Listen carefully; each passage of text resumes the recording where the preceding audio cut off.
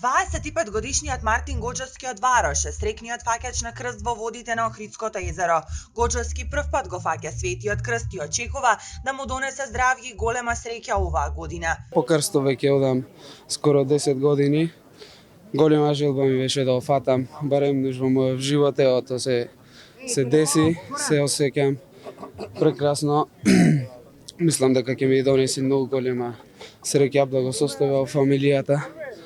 И така, све за да стигнеш до честниот крст, мора да постиш, значи да се внесен во верата и да ги почитуваш правилата на црквата за да стигнеш до светиот крст. Градоначалникот Пецаков со честитка кон фаќачот и граѓаните. Денешниот ден кој што дефинитивно сам по себе е еден од најголемите денови за Охрид како град и очигледно традицијата годинава повторно продолжува и покрај она што е генерален проблем како ковид кризата во Македонија, така и на светско ниво.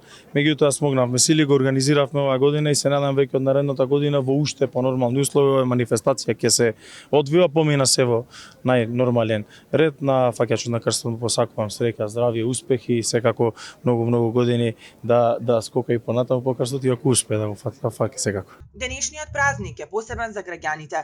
Оваа година освен охриѓани во осветените води на Охридското езеро по крстот, влегоа верници и од другите градови од земјава.